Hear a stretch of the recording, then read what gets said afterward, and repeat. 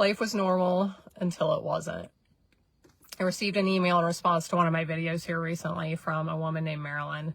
Marilyn was a child growing up here in the United States when World War II broke out.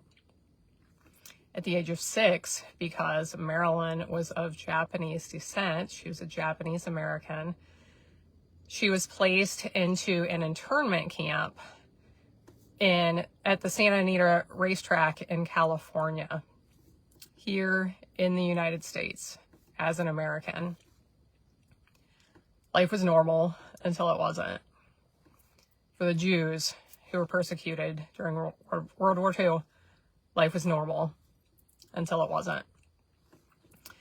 I want to share with you a story of Z Van Fleet. She was a Chinese girl growing up during the Cultural Revolution in China. And while this may seem like a distant story, please stick around because it is going to hit home. It's spelled X-I, and if I'm pronouncing this incorrectly, I apologize. I believe it's pronounced she. She has memories of growing up in China when life was normal, doing things with her family. She had a favorite teacher who would spend time with her outside of school, and together with that teacher's husband, they would go to the zoo. She remembers life being normal until it wasn't. There were some strange things going on for a while, but she did not take note of them because she was a child. Now looking back, she can see more of what was going on. But one day she woke up and life was no longer normal. The schools were shut down. They thought it was going to be for a few days, and the schools ended up being shut down for several years. They got moved to a rural location and were subjected to field work. Working the rice fields using sharp tools. She said she had cuts on her hands all the time. So part of this job involved manure and straw, and she said her hands stunk so bad from the manure that she would gag when she was trying to eat her food, which was not very plentiful. The food they got was not enough, and most people were protein starved and swollen, and things got really weird really fast. Thankfully, she was able to come to the United States. She felt like she won the lottery. She got to come here to go to college. She had a promise that she was going back there. She never did go back there. She stayed here. She got married. She became a U.S. citizen. So why am I talking about her? She is sounding a warning alarm for us today. That the things that happened there leading up to that day when life was no longer normal are the same things that have been going on here. So you live in this world like I do. Have you been looking at it like what's going on? Like, why is it so weird? Think about how much has changed in the last 5 years. Why is it so weird? What's going on? When you hear people like her talk and share their stories, it makes so much more sense. It makes sense. It makes sense what's going on. And then as the information settles in to my chest and my heart and my soul of what I'm hearing, I feel like the little flame that was in me to start making these videos just turned into a raging fire, because we have to pay attention to what's going on and we have to respond. This nation is a nation that was created as a land of opportunity and equality and liberty.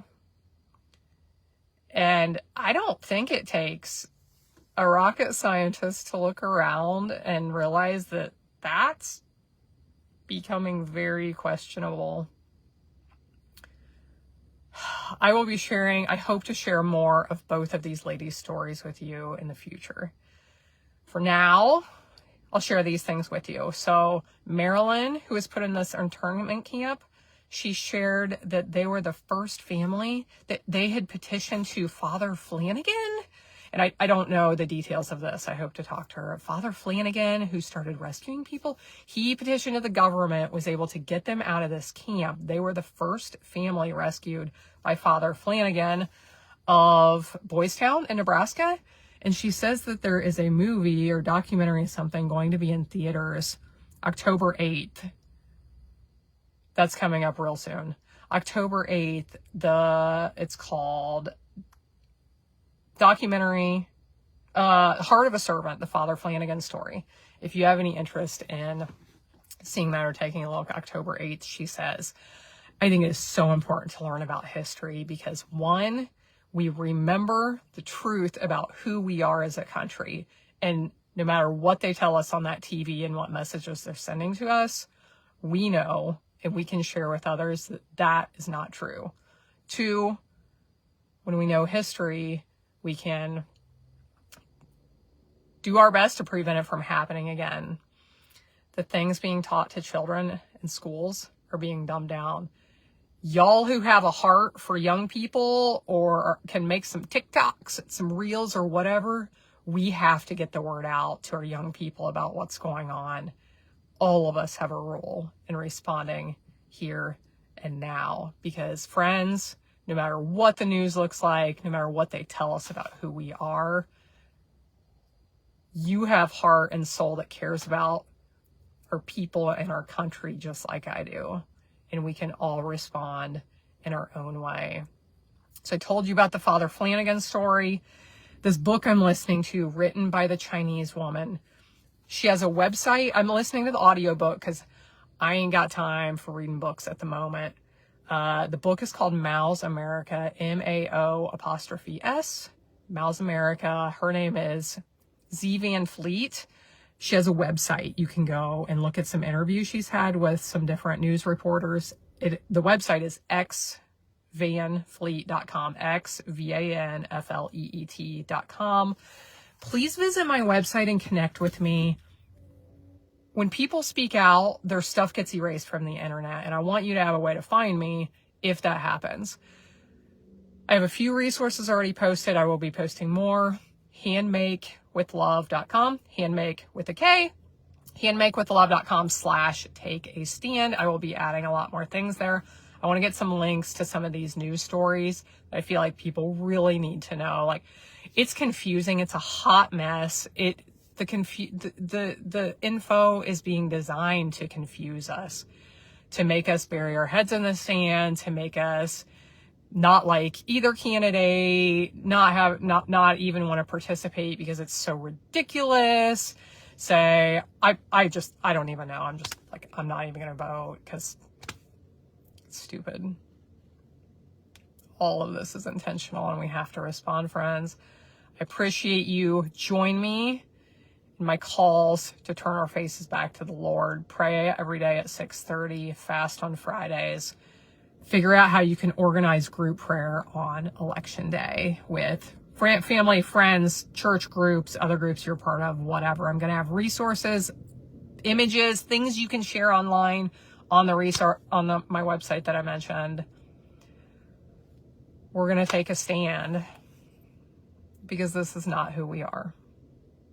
Have a blessed day.